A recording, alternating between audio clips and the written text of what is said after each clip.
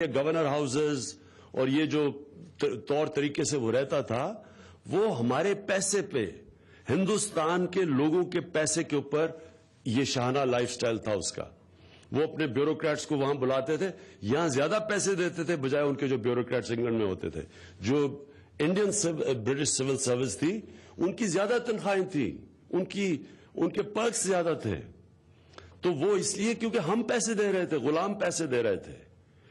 تو جب ہمیں آزادی ملی تو اصولاً تو ہمیں پھر گورنمنٹ کو اور عوام کو ایک ہی ہو جانا چاہیے تھا. جب بھی کوئی قوم ایک چیلنج لیتی ہے, اور بڑے بڑے چیلنجز ہماری زندگی میں ہم نے دیکھے کیسے کیسے چیلنجز آئے ہیں, قومیں نکل جاتی ہیں چیلنجز سے. جو کلاسک ایگزامپل ہے جرمنی اور جاپان کا سیکنڈ ورلڈ وار کے بعد, دونوں تباہ ہوئی تھی اور 10-10 سالوں میں دونوں کھڑی ہو گئی.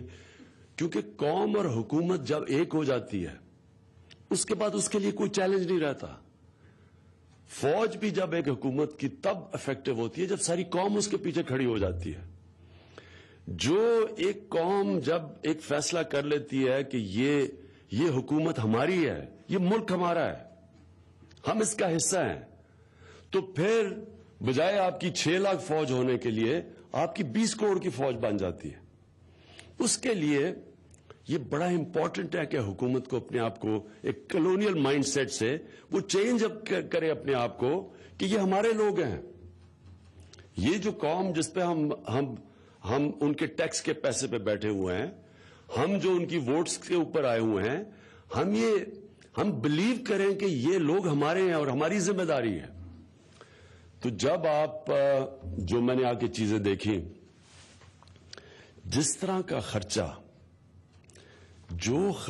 ایک ملک کے رولنگ ایلیٹ کر رہی ہے, اور جدھر آپ کی اور تو ساری سٹیٹسٹکس چھوڑیں کہ دنیا میں تقریباً اب پاکستان وہ ملک ہے سب سے زیادہ بچے مرتے ہیں واٹر بورن ڈیزیزز سے, گندا پانی پینے کی بیماریوں سے.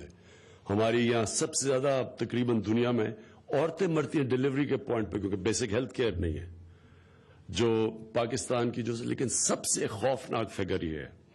اور میں حیران ہوں کہ اس کے اوپر کیوں نہیں پہلے سے ایک آؤٹریج ہوئی کہ 43% پاکستان کے بچے کی سٹنٹڈ گروتھ ہے.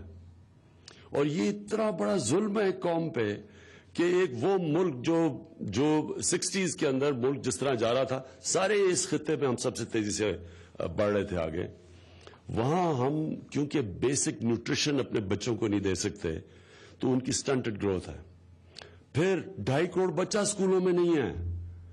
یعنی یہ تو ایک طرف ایک ایلیٹ بیٹھی ہے, 8 لاکھ بچے انگلش میڈیم اسکولوں میں ہیں, دوسری طرف 3.25 کروڑ بچے اردو میڈیم میں ہیں, اور 24 لاکھ بچے دینی مدرسوں میں.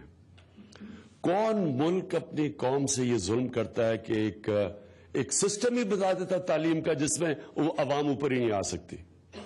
تو یہ اس لیے کہ ہم نے وہ انگریزوں کا سسٹم ڈسمینٹل ہی نہیں کیا, مینٹلی نہیں ڈسمینٹل کیا, اپنا مائنڈ سیٹ ہی نہیں چینج کیا. میں پرائم منسٹر ہاؤس میں مجھے تو بڑا انجوائے کرنا چاہیے. 534 وہاں ملازم ہیں, پتہ نہیں گاڑیاں وہ میں آکشن کر رہا ہوں, ہم کم 100 گاڑیاں آکشن کر رہے ہیں, 4 ہیلی کاپٹر ہم بیچ رہے ہیں, 5 بھینسیں بھی تھیں جو کہ خاص دودھ پرووائڈ کرنے کے لیے میرے لیے تھیں خاص. میں یہ اس لیے آپ کی چیزیں کہہ رہا ہوں, یہ سمبولک ہے چیز, یہ مائنڈ سیٹ کی چینج ہے. وہی آیت کہ کبھی اللہ حالت نہیں بدلے گا جب تک خود قوم نہ اپنے آپ کو بدلنے کی کوشش نہ کرے. یہ کرائسس سے نکلنے کے لیے شاید اللہ نے یہ کرائسس اتنا ہمارے لیے بڑا رکھ دیا ہے کہ وہ چاہتا ہے کہ ہم بدلیں, ہم اپنے آپ کو چینج کریں. چینج تب ہوں گے جب ہم ایک روپیہ جب حکومت کا خرچ کریں گے تو ہم یہ سوچیں گے کہ یہاں ہمارے ملک کے اندر 2.5 کروڑ بچے اسکولوں میں نہیں ہیں, یہ ادھر جا سکتا ہے. یہاں ہائر ایجوکیشن کی انسٹیٹیوشنز نہیں ہیں. کوئی ملک آج مجھے بتائیں, ہمارے سامنے سنگاپور کہاں نکل گیا. 330 ارب میں پڑھ رہا تھا, 330 ارب ڈالر کی سنگاپور کی ایکسپورٹ